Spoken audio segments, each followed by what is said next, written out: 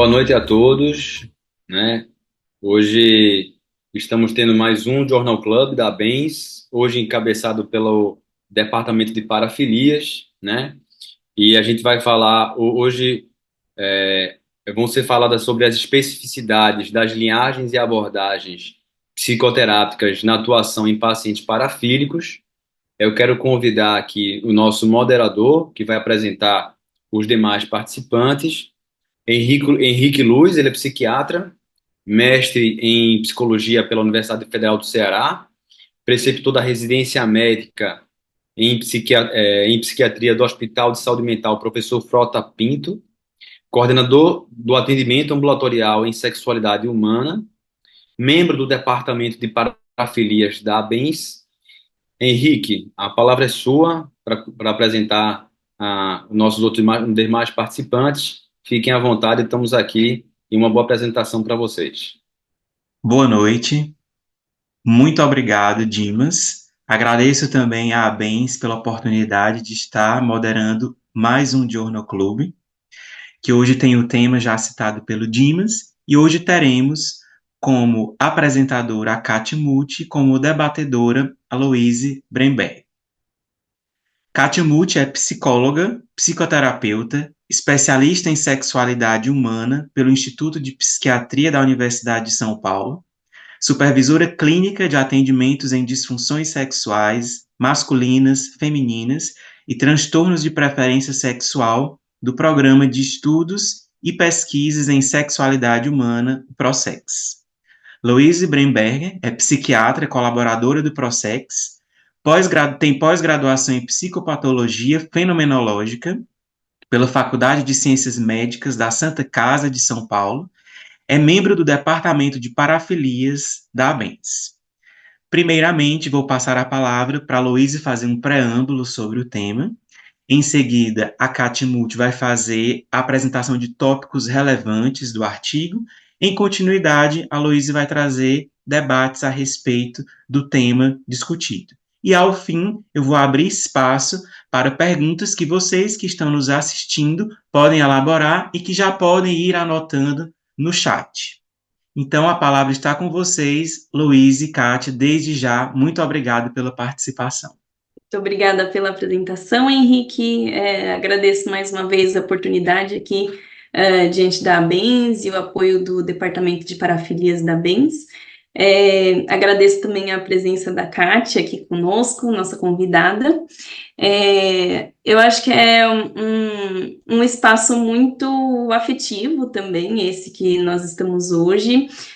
A Kátia, ela é minha supervisora no Prosex, né? Hoje eu faço junto com o Samuel os atendimentos de psicoterapia de grupo de pacientes com compulsão sexual e um outro grupo também de transtornos parafílicos, e a Kátia supervisiona, né, esse grupo de compulsão sexual conosco, né? Então, esse é um espaço muito, muito caro, né? Para mim, é muito, muito bom estar aqui discutindo com a Kátia e com a presença aqui do Henrique hoje. Então, agradeço a presença de vocês e vamos iniciar. Como o Henrique falou, eu vou fazer uma introdução aqui ao nosso tema, mais uma contextualização de conceitos, né? Em que momento que nós estamos hoje das psicoterapias nas parafilias, tá? Então, eu vou compartilhar aqui a minha tela. Vamos lá.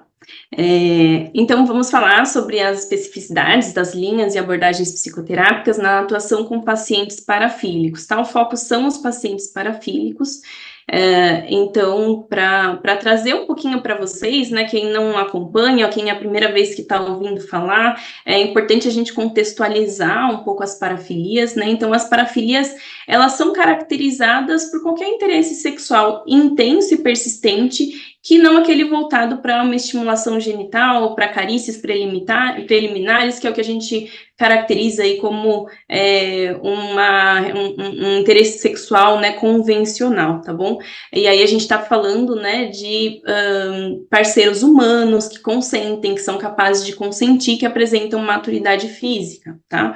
Algumas parafilias, elas vão envolver as atividades eróticas do indivíduo, então é mais a atividade. E outras vão falar mais sobre os seus objetos, sobre os alvos eróticos. Então, a gente está falando de uma não convencionalidade, ou na atividade, ou no objeto de desejo, tá? E aí a gente pode citar aqui, né? O froteurismo, né, como uma atividade erótica, ou pacientes que têm, por exemplo, sadismo sexual, né, masoquismo, e aí como atividades eróticas, né, e aí como objetos de desejo a gente pode mencionar as parafilias, zoofilia, necrofilia, né, e os fetiches, do fetichismo. É importante dizer, né, a gente está falando aqui, né, de parafilias, né, como um conceito mais geral, tá? Mas quando a gente fala em transtorno parafílico, é importante a gente fazer essa diferenciação. A parafilia, ela é uma condição necessária para que a gente tenha um transtorno parafílico, mas não é suficiente. Por quê? Né? Só a parafilia por si não configura um transtorno, né? A gente não tem necessidade de uma intervenção clínica, a gente não tem necessidade de um acompanhamento, porque não necessariamente isso traz algum prejuízo para o indivíduo ou para outros. Então, quando a gente fala em transtorno parafílico, a gente está falando de uma parafilia que está causando sofrimento, que está trazendo um prejuízo ao indivíduo ou está trazendo dano ou risco de dano para outros indivíduos, tá? Então, isso é um ponto muito importante que a gente sempre traz aqui para vocês, tá bom? E aí eu vou trazer um pouquinho também sobre o aspecto da hipersexualidade, tá? Por quê? Porque o artigo que nós compartilhamos com vocês é um artigo que vai falar também do comportamento hipersexual, tá? O transtorno do comportamento sexual compulsivo, ele foi adicionado aí à CID-11 recentemente, depois de longos debates. No DSM-5, eles também tentaram colocar como transtorno hipersexual, mas para o DSM-5 a gente não vai encontrar essa configuração, a proposta foi refutada, né? E aí na CID-11 o que nós temos, né? É um comportamento sexual, um comportamento sexual, né, voltado mais para a hipersexualidade, que tem que ter pelo menos um padrão de 6 meses, né? E aí esses indivíduos vão ter dificuldade em controlar os impulsos sexuais, que são também intensos e recorrentes, o que vai resultar nos comportamentos sexuais repetitivos, que vão ser manifestados por algum desses pontos, né? Então, uma dedicação desproporcional ao foco sexual, e aí existe uma restrição das outras áreas de funcionamento, uma dificuldade em controlar ou reduzir o comportamento sexual, o engajamento em comportamentos sexuais apesar das consequências adversas, e a manutenção desse comportamento, muitas vezes sem grandes satisfações com aquela prática em si. Tá? E aí, por que eu estou trazendo, né? Por que a gente está trazendo também o tema da hipersexualidade? Porque as parafilias, elas estão muito relacionadas também ao comportamento hipersexual. É muito frequente nos pacientes parafílicos a gente ter também hipersexualidade, tá? Então, aqui é um dado de que até 30% dos indivíduos parafílicos apresentam uma exacerbação do funcionamento sexual global, tá?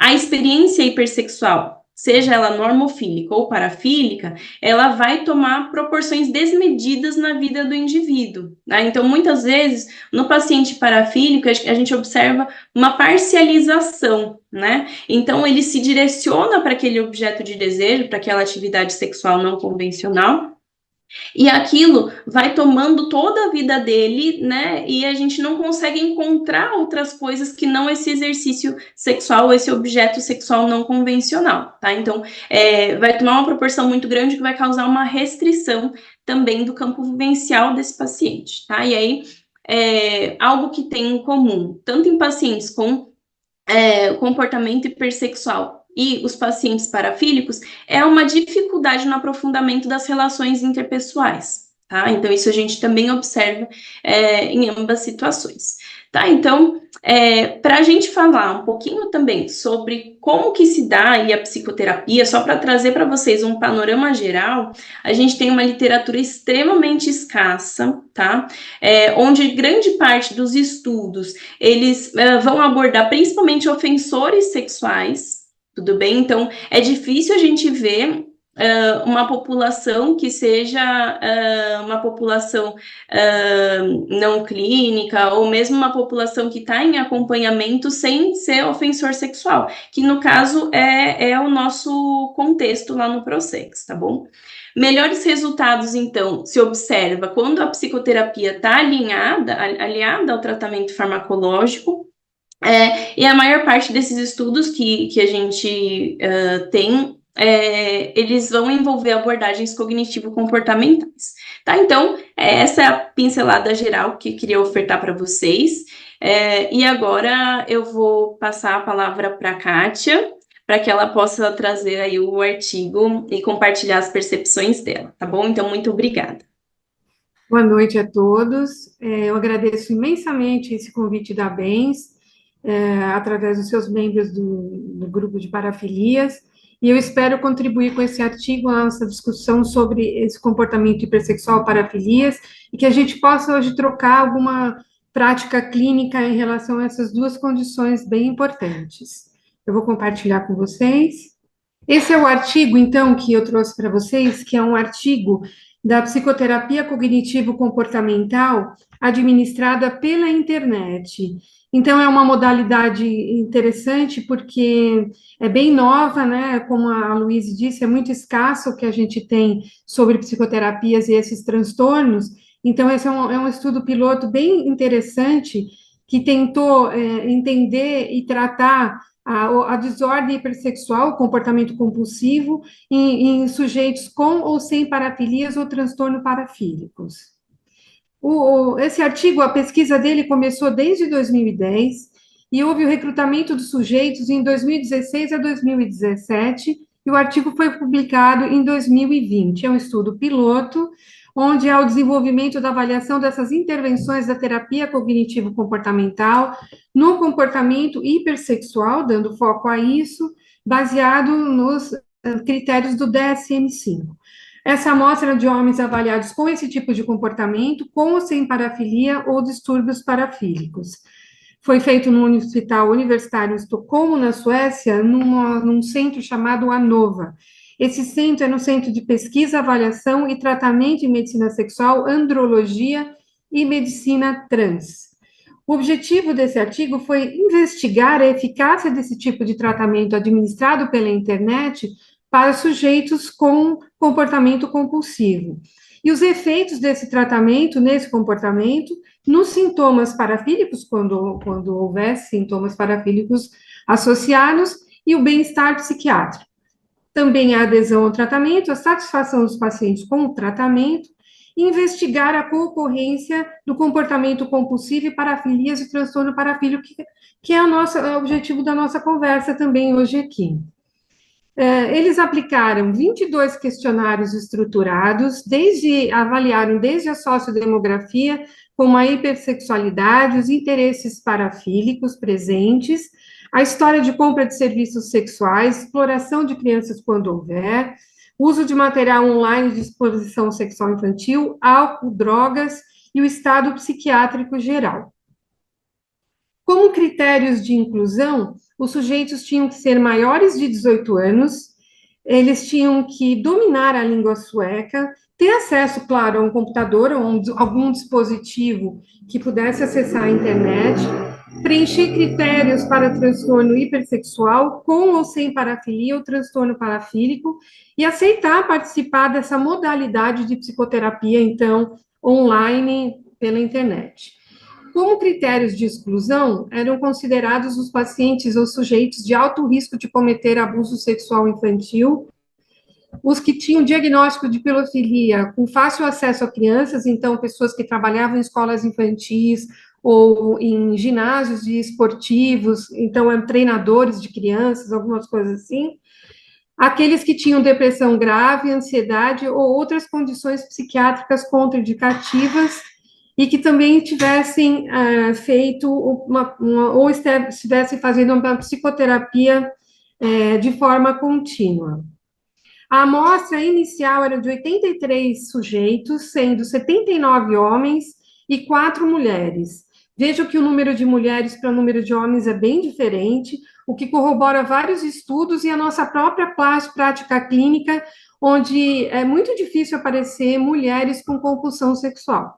Desses 83 foram preenchendo os critérios de exclusão, até ficarem 36 pacientes somente, e submetidos ao tratamento, pós-tratamento 34, e depois no follow-up de 3 meses, apenas 25 pacientes.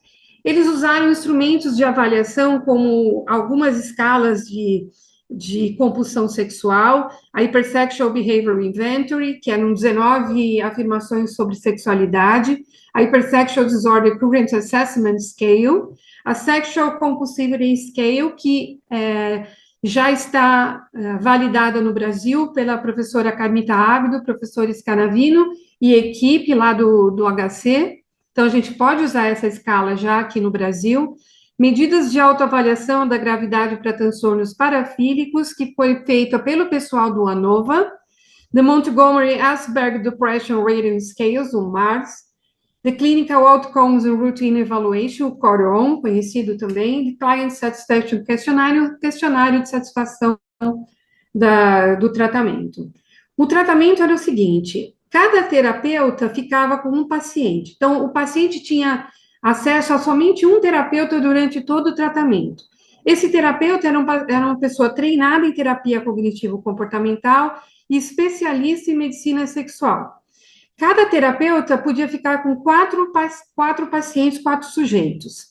Todas as informações dadas nesse tratamento eram principalmente através de e-mails, e os contatos adicionais previstos poderiam ser feitos por telefone, numa linha muito segura chamada Preventtel, que é a linha deles lá de trabalho. Eles tinham acesso ao contato adicional apenas 3 dias por semana para tirar dúvidas, ou então receber os feedbacks dos terapeutas. As notificações dos novos materiais eram por SMS, e as mensagens dos terapeutas também. Esse protocolo de tratamento eram de 10 semanas, 10 a 12 semanas. Nesse protocolo, eles preenchiam umas planilhas, onde eles faziam registro de tarefas e reflexões, perguntas sobre o comportamento hipersexual. Ele era bem extenso, de 54 páginas, e tinha um termo de continuidade que o sujeito só receberia o módulo seguinte se ele terminasse o anterior.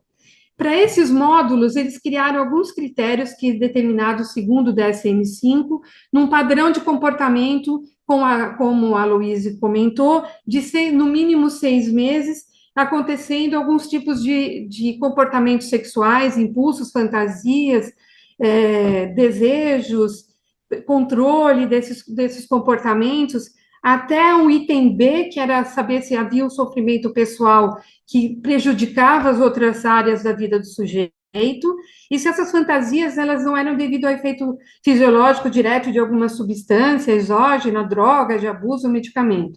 E ainda havia uma especificação de se eles usavam a masturbação, pornografia, comportamento sexual com adultos consentidos, sexo virtual e assim por diante. Esses eram os módulos, então, que eles preenchiam toda semana. O primeiro era de uma explicação como ia funcionar a terapia cognitivo-comportamental. Eles, em todos os módulos, todas as semanas, eles faziam registro de comportamentos problemáticos, e em cada módulo tinha um aspecto que era o foco daquele módulo: sexualidade, mudanças de comportamento e motivação, entendendo os comportamentos. Eles tinham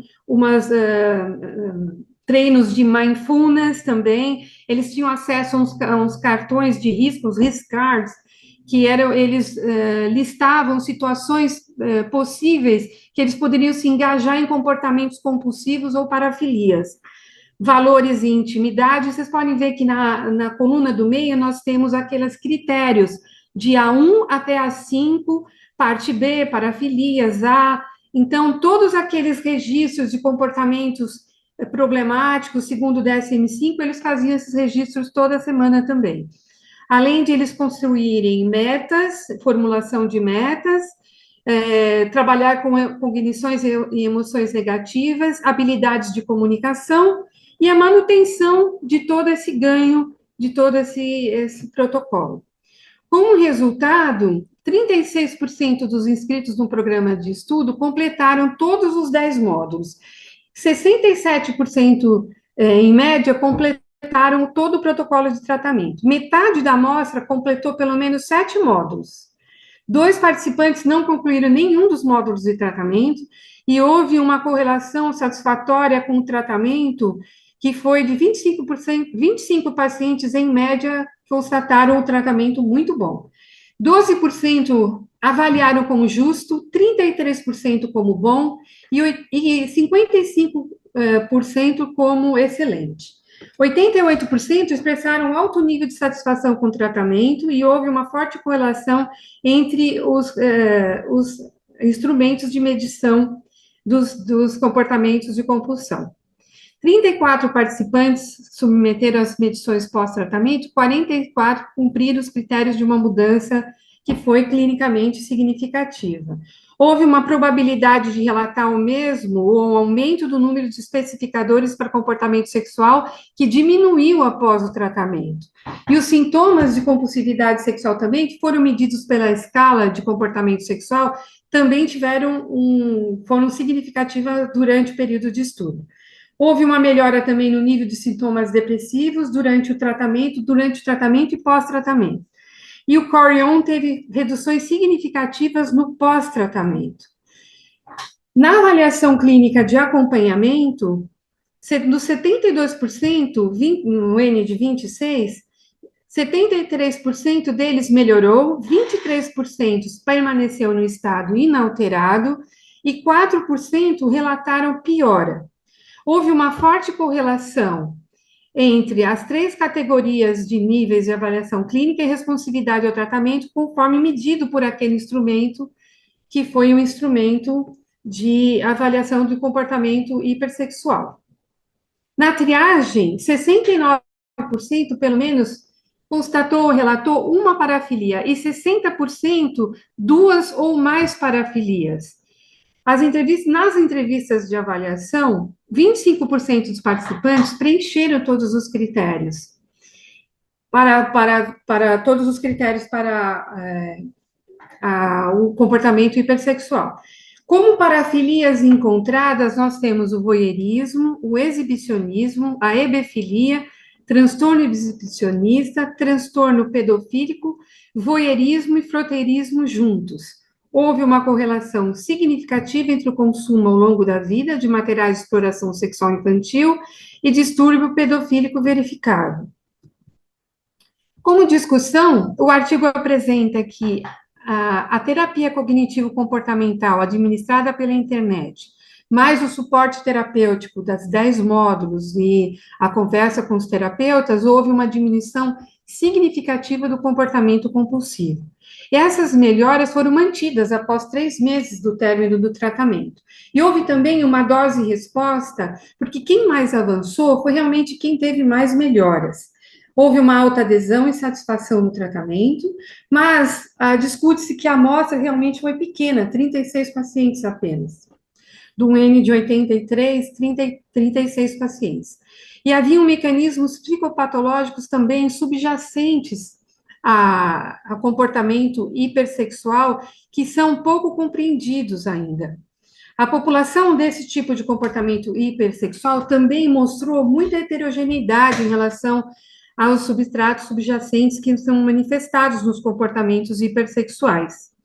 As intervenções de tratamento foram selecionadas com base nas características conhecidas e pode ter não sido atendido todas as necessidades individuais, então, ou pode ter sido menor relacionado, né, à redução dos sintomas. Então, não há certeza de que o tratamento melhorou os sintomas parafílicos, mas discute-se que, se houver uma diminuição do comportamento compulsivo, poderiam sim diminuir as parafilias. Esse resultado do estudo mostrou uma potencial redução de riscos de crimes sexuais e interesses parafílicos. E é importante gerenciar também os sintomas de hipersexualidade em pacientes com parafilias. E a parafilia, como a gente sabe, acrescenta consequências adversas na sexualidade, levando ao isolamento sexual e à depressão. É isso que eu tinha para mostrar para vocês sobre o artigo. Obrigada, Kátia. Muito boa apresentação. E eu acho que vale a gente revisitar talvez alguns pontos, né, do artigo, para a gente poder fazer uma conversa, né, com a nossa prática clínica, Isso. né? Acho que isso poderia ser interessante, né? O primeiro ponto talvez seja trazer, né? Tem algumas diferenças, né, da abordagem que a gente está acostumado a fazer no Prosex, né? Que ele trouxe uma abordagem individual, né? De psicoterapia individual. E a gente faz, lá no Prosex, a gente faz principalmente grupo. Tem individual também, né? Mas o foco no Prosex é a psicoterapia de grupo, tanto para os pacientes parafílicos quanto para os pacientes com compulsão sexual. Mas a Kátia teve a oportunidade de supervisionar, né, tanto um grupo de compulsão sexual que foi manejado online e atualmente o grupo que está sendo feito presencial. Eu queria que você comentasse um pouquinho, se você puder, né, sobre essas diferenças, o que a gente tem observado também, né, o complemento. Ok. Então, nós tivemos essas duas, estamos tendo uma experiência presencial, até no artigo se discute um pouco se presencialmente eles teriam o mesmo resultado que eles conseguiram no estudo piloto.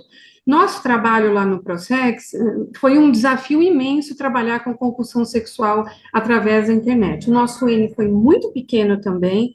Parece que isso, não sei, né, em outras clínicas, outros espaços que trabalham com um ambulatório de sexualidade, trabalham com compulsão sexual, se eles também têm esse tipo de N, né, que nós temos.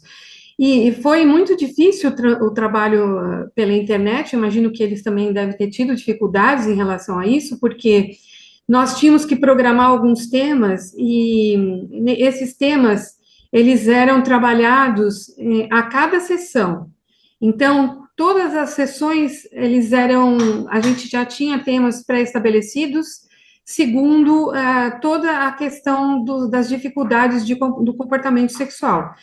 E no trabalho presencial, nós estamos tendo a oportunidade de trabalhar psicodinamicamente, em grupo com eles, com a corporeidade também deles, né? Que nós perdemos isso no tratamento online. A gente não tem acesso a esse trabalho, essa sensação que a gente tem trabalhando fisicamente com eles, né? No trabalho presencial, nós estamos podendo desenvolver cenas, situações em que eles participam mais ativamente da construção dos temas que a gente vai abordar também. Né? Não sei se a Luíse quer falar um pouquinho sobre isso, né? Porque você está diretamente lá com eles. Como é que você vê esse trabalho de vocês poderem trazer temas em que eles possam participar ativamente da construção dessas reflexões sobre comportamento compulsivo, sobre todas as questões que envolvem o comportamento compulsivo na vida deles?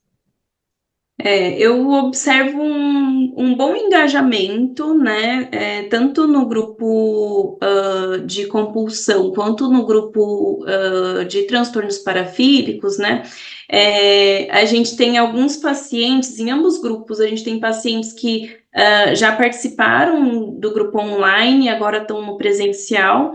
E nos dois grupos eles falam como presencial como sendo bastante positivo, de sentir falta desse contato interpessoal, porque principalmente quando a gente fala dos pacientes parafílicos, também os com hipersexualidade, a questão interpessoal é um ponto, né? Esse aprofundamento das relações. E a gente observa que eles aprofundam a relação entre eles dentro do grupo, né? Então, o grupo, ele é uma ferramenta nesse sentido, e o presencial, ele ainda mais para os pacientes que têm essa questão da virtualidade, né, do consumo de pornografia, o presencial, eu vejo como importante nesse sentido, né? Embora tenha sido muito positivo o tratamento online e também a necessidade do momento, né? Eu vejo esse benefício do presencial também, com o retorno dos pacientes, né? Eles falam, nossa, sentia falta disso, né? Desse contato, de estar aqui fazendo atividade junto, né? Então, eu acho que é um elemento importante, né? Tanto os pacientes parafílicos como os de hipersexualidade trazem muito essa dificuldade interpessoal, a dificuldade de também ter prazer em outras coisas, em outros aspectos que não seja a sexualidade. Então, a gente acaba desenvolvendo isso dentro do grupo, eles treinam essa relação interpessoal, como você falou, né? É um treinamento que eles fazem para que eles possam levar para fora do setting terapêutico algumas reflexões e esse treino, porque na verdade o que a gente faz são treinos mesmo, né? Treinos de relação, né, interpessoal, e eles levam para fora desse setting terapêutico todas essas questões, então.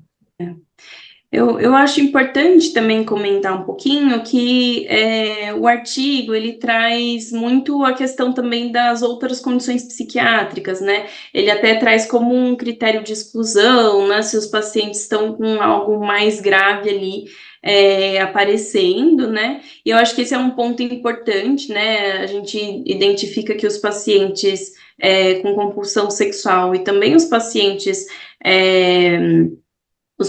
com transtornos parafílicos apresentam muitas comorbidades, né?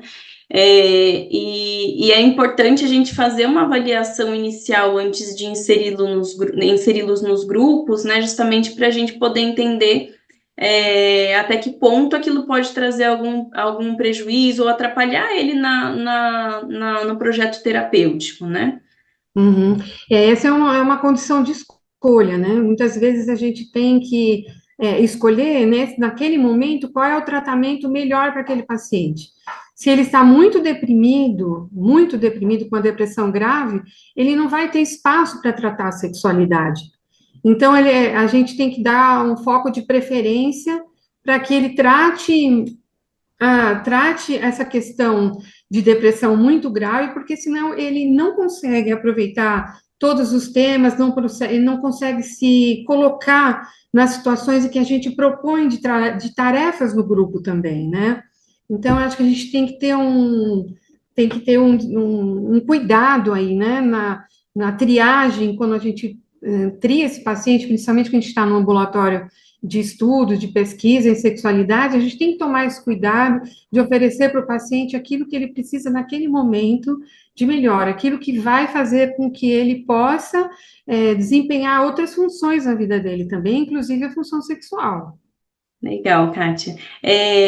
Eu acho que um outro ponto que chama atenção no artigo é eles falarem da baixa adesão, né, ao tratamento. Então, que eles iniciaram com um N muito grande e aí os pacientes foram desistindo, né, do tratamento. E queria fazer um paralelo também com a prática, né? Como que é isso, como que isso se mostra também na nossa prática clínica, né? Uhum. Então,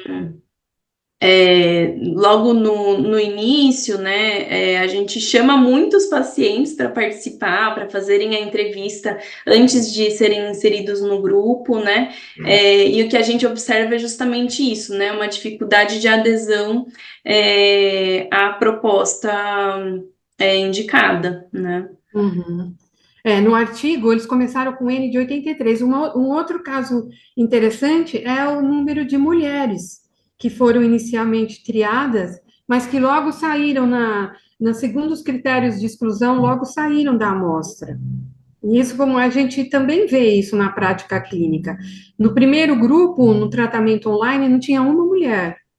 Você vê que nesse segundo grupo presencial, no ambulatório, apareceu uma mulher, não é? E que a gente até discutiu sobre a possibilidade de colocá-la num grupo só masculino, com uma mulher só, né? Se isso não seria prejudicial para ela, né? E se ia haver uma questão aí importante de gênero que, de alguma forma, impactaria o grupo. E impactaria ela mesma também, né? Então, a ideia foi de talvez pensar melhor sobre isso, não sei, né? O que os demais podem pensar sobre isso, se alguém tem alguma, alguma Sugestão, prática né? clínica ou sugestão para isso, né?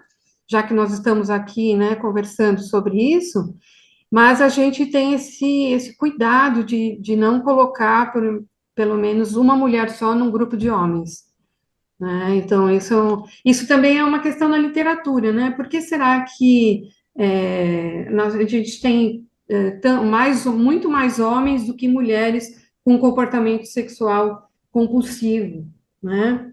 E isso, A gente tem certamente, até acho que eu ia comentar que é uma média de 5 para 1, é o que a gente encontra na literatura, mas na prática parece até muito que é mais, muito mais. Você vê quantos foram triados até aparecer uma mulher, não é?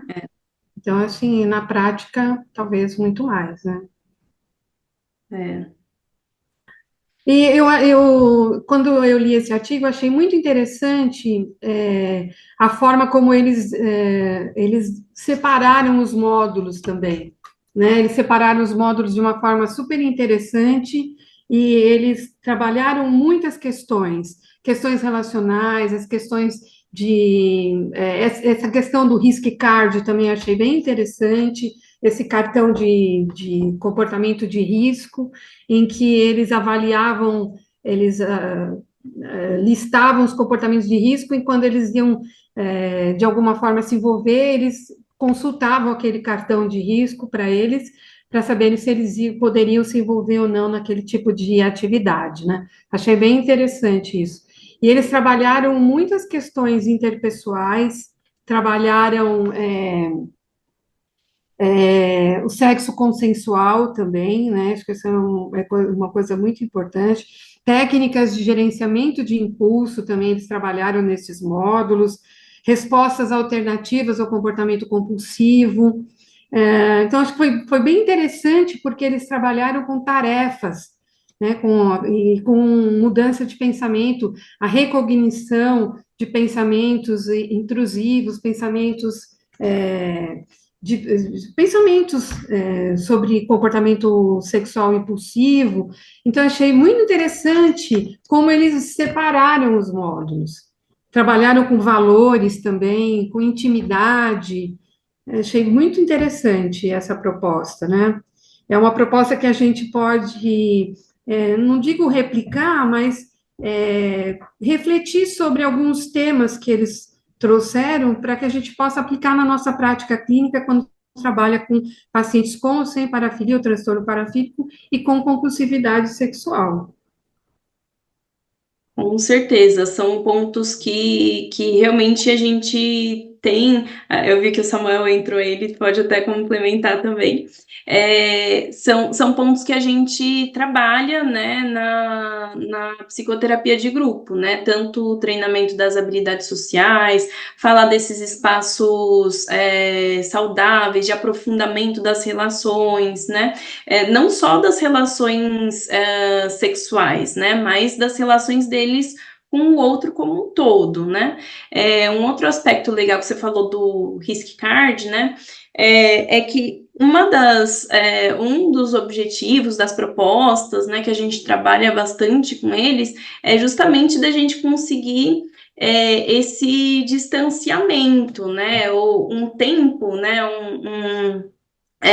Um tempo maior da resposta, né, entre aquilo que eles estão sentindo e como que eles vão agir no comportamento, né? Então, isso é bastante estimulado, né, essas reflexões e o grupo, ele mobiliza bastante, né, nesse sentido, ele ajuda, né, a refletir, não, pera lá, né, o outro questiona, então, acho que tem sido bem proveitoso, né. E uma outra coisa também que eu acho que fez muito significado no tratamento, no primeiro grupo que nós fizemos num trabalho online com eles, foi a psicoeducação e trazer elementos da neuropsicologia. Nós trouxemos um entendimento de como funciona o impulso sexual e o impulso de uma forma geral.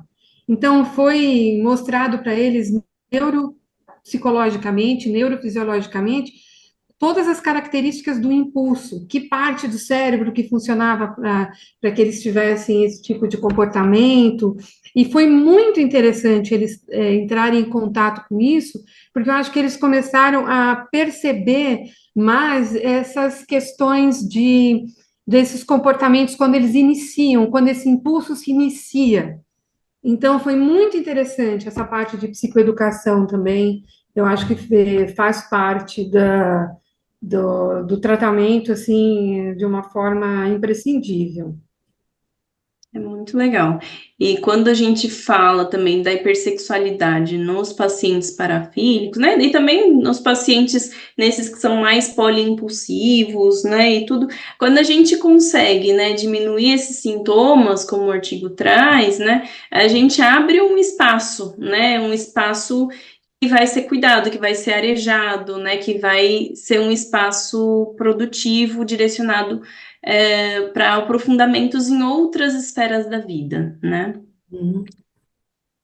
A gente tem uma pergunta aqui no chat, uma pergunta do Dimas. Ele fala assim: pacientes com transtornos parafílicos conseguem identificar na sua história como ou quando iniciou a parafilia? Eles carregam um sentimento de culpa? É isso que ele traz na pergunta. Se você quiser começar, Kátia, aí depois eu Sim, a complemento. gente comenta juntas. Sim, eu acho que eles conseguem. E quando eles não conseguem, a gente faz essa linha do tempo. A gente trabalha também com a linha do tempo do desenvolvimento sexual do paciente. Desde quando ele começou a ter as primeiras sensações sexuais, em que situação ele teve essas primeiras sensações sexuais, até os primeiros contatos com a sexualidade, parcerias, formas de contato sexual. Então, ali nós vamos identificando nessa linha do tempo qual foi o início dessa resposta ao objeto de desejo sexual que ele tem, né? Então, quando o paciente não traz identificado, a gente trabalha nessa identificação da linha do tempo. Dimas, sabe? Não sei se você quer complementá-lo. É isso mesmo. E também é importante eles revisitarem, né, essa história, fazer essa identificação, né, mas entender também que eles têm um projeto pela frente que não está traçado, que não está desenhado ainda, né? E eles, o Dimas também perguntou sobre sentimento de culpa, né? Ah, sim. Que a gente percebe também bastante, né, nos pacientes, é justamente esse conflito, né, esse peso moral, né, e ele está presente tanto no comportamento hipersexual normofílico, né, a gente observa, assim, um peso, né, da moralidade, do que seria o ideal, né, e também nas parafilias aparece demais, eles têm uma autoestima muito fragilizada, né?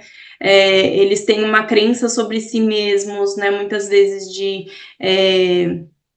que seja mesmo, que eles tenham alguma questão fragilizada dentro deles, né? Eles têm uma perspectiva de uma esperança muito fragilizada, e essa esperança ela vai sendo alimentada no grupo, é muito importante, né, que o grupo traga esse aspecto para eles também, Uhum. né? E o grupo seja continente com isso, né? A gente, no grupo de parafilias, nós fizemos algumas cenas em que inicialmente houve um abuso sexual do próprio paciente com pedofilia, por exemplo, que já tinha sido abusado quando era criança. Isso também é muito comum nos pacientes com pedofilia, não é? Eles já terem sofrido abuso quando crianças ou quando adolescentes. Então, a gente já trouxe essas cenas de abusos onde eles podem experimentar, né, e experimentar essa sensação e refletir sobre essa culpa, porque eles eram crianças, eles eram adolescentes, e hoje até os pacientes pedofílicos sofrem pela pedofilia, né? Isso a gente vê muito no grupo de parafilia. Há um sofrimento de que eles não querem sentir desejo por criança, eles não querem estar acessando o material pornográfico infantil, eles querem que isso cesse, que isso pare. Muitos procuram a medicação para se castrar quimicamente, né, sobre isso. Até eles perguntam, né, no nosso país isso não é permitido, né, mas em alguns países a população encarcerada poderia fazer uso dessa castração química, vamos dizer assim, né? Mas isso é uma outra conversa, né? Isso é um outro assunto até que vai ser debatido, assim, por profissionais dessa área também. Um ponto que chama atenção, né? Assim, a gente fala muito dos pacientes que ofendem, né? A gente vê muito isso nos artigos e a população que é mais trabalhada nos artigos, que a gente tem mais material. Mas na nossa prática, né? Pelo menos nos nossos grupos, não é uma realidade que os pacientes sejam, de fato, os ofensores, né? Que eles tenham ofendido em algum momento, né? Ou naquele momento tenham esse risco muito grande, né? Eu acho que isso é um Não são ponto. ofensores, não são, na nossa maioria não são. E muitos vêm porque, por exemplo, foram pegos no IP da máquina acessando conteúdo infantil, mas nunca molestaram nenhuma criança, por exemplo, né? Eu posso comentar aqui no trabalho que eu fiz de conclusão do meu curso de especialização em sexualidade humana, eu quis pesquisar se havia alguma característica específica do agressor sexual mesmo, aí o agressor sexual, que era o meu objeto de estudo. E eu fiz uma revisão de literatura de 11 anos de artigos sobre o ofensor sexual. E a única característica comum que eu consegui encontrar em todos esses artigos foi de que eles tinham sido abusados na infância ou na adolescência. Então, como o abuso vira-se um ciclo perpetuador, né? E a gente precisa cortar esse ciclo. No trabalho que a gente faz nos grupos, a gente tenta entender tudo isso, entender e acolher quando há aquela culpa, acolher essa culpa, né? Acolher essa culpa e tentar refletir sobre ela e dar um significado real a essa situação. Mais alguma pergunta? Temos mais perguntas? Kátia e Luíse, muito obrigado pela participação de vocês. Vocês foram excelentes. Vocês trouxeram não somente a apresentação de aspectos muito relevantes, muito pertinentes do artigo, mas vocês fizeram uma articulação assim fascinante com a clínica de vocês, falando sobre os desafios, sobre as limitações, até mesmo no campo científico a respeito de algo que norteie a condução de um trabalho que é tão complexo, que é tão árduo. E eu tenho uma pergunta, mais para ouvir de vocês mesmo, algo também da experiência de vocês. No artigo a gente viu que foram excluídos participantes que apresentavam alto risco de perpetrar abuso sexual infantil. Isso. E aí, na prática de vocês, como é que vocês percebem casos que não tem como se averiguar se isso está presente, não está presente, mas quando emerge dentro do grupo, isso, se é que já aconteceu, do paciente compartilhar que tem essa intencionalidade muito intensa, com algo prestes a acontecer, como é que como é que foi o impacto no grupo, como é que vocês manejaram situações como essas? Bom, no No, nosso no grupo, fala, Lu, fala você que pode está mais direto. Não, fala que você está direto no grupo de parafilia. No momento, né, a gente está com um grupo novo, né, eu iniciei a atividade esse ano, né, com um grupo junto com o Samuel. No momento a gente não teve uma situação exatamente como essa, né, mas a gente pode pensar, né, a gente sempre vai discutir isso em supervisão, né, conforme aparece, mas a gente tem um trabalho em equipe, né, e essas questões elas são levadas para discussão e para a gente individualizar o caso, né? Então, a gente não tem uma postura de passividade, né, em relação a isso. É, isso é importante frisar, né, que tem combinados, né, para que isso não aconteça. O paciente está ciente que o propósito do grupo é tratar, né? Então, que isso não vai ser, não vai ser Negligenciado, né? isso. Não vai ser negligenciado e nem vai ser abordado como alguma coisa que não possa ser incluída no grupo e não ser trabalhada no grupo. A gente trabalha esses desejos, então isso é o que ele está trazendo é um desejo. Então a gente está trabalhando esse desejo também. E outros pacientes, será que não sentem o mesmo desejo, só não disseram, né? Então a gente trabalha esse desejo, trabalha de onde vem esse desejo, né? Então, e realmente isso ainda não aconteceu, mas se acontecer, a gente tem todo esse respaldo da equipe, como a Luísa falou, né? Nós temos uma coordenadora maior na equipe, então todos os casos vão ser discutidos aí individualmente. Muito obrigado. Mais alguém tem alguma dúvida, quer fazer alguma consideração? Tem elogios aqui a vocês nos comentários do chat, foram maravilhosos de fato. Se alguém quiser aproveitar os últimos minutos para poder fazer alguma consideração, tirar alguma dúvida, se não, eu passo a palavra para o Dimas. Bem, na verdade, antes eu passo a palavra para a Luísa e para a Cátia fazer alguma consideração final, e depois a gente passa a palavra para o Dimas fazer o encerramento.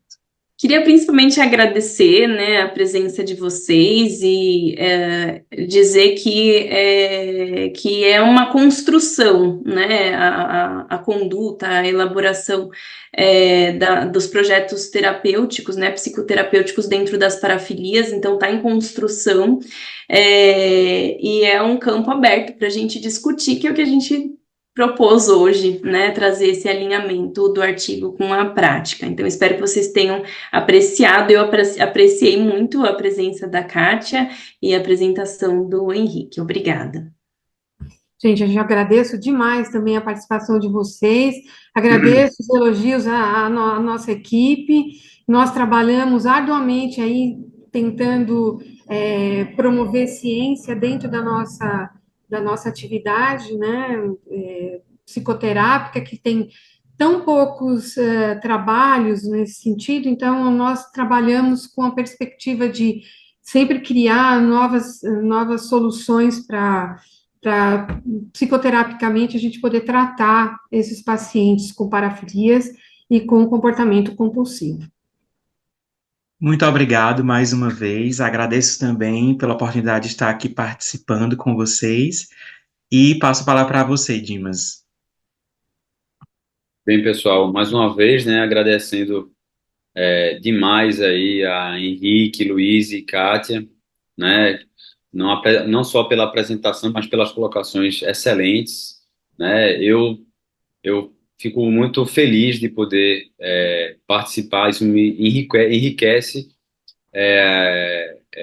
assim, me deixa ainda mais satisfeito de fazer parte da Associação Brasileira de Estudo em Medicina Sexual e Saúde Sexual, porque são cenários muito diversos que a gente encontra, né? Então, os departamentos, toda vez que a gente tem um Journal Club, um congresso online, um PEC, com visões diferentes para atenção à saúde sexual, a gente fica ainda mais afeito de querer estudar o assunto.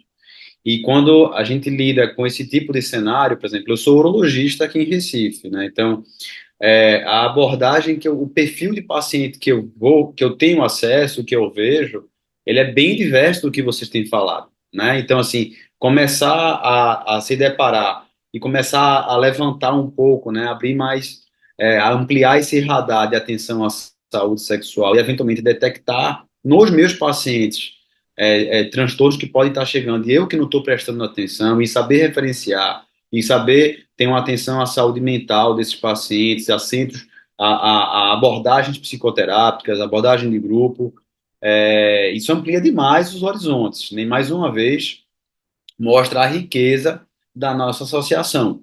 Então, eu fico muito feliz toda vez que eu vejo, né? Às vezes eu fico aqui só no backstage, só aqui olhando, prestando atenção, e eu fico muito feliz, né? Fico realmente muito satisfeito de fazer parte da associação, mais uma vez, muito agradecido aos três pelo Jornal Clube de hoje. Só relembrando, né, dentro aí da coordenação acadêmica, né, e científica da Bens, a gente tem repetições de cenários toda quarta-feira, né, então para a próxima quarta-feira a gente vai ter o congresso online da Bens, que a gente deve anunciar nas próximas semanas, mas o Journal Club de hoje ele é gravado, assim como todos os eventos da Bens. Mais uma vez, quero agradecer demais a apresentação de vocês, os comentários de Henrique, Luiz e a apresentação de Kátia. Quero dar uma boa noite a todos, fiquem com Deus e vamos em frente. Boa noite, pessoal.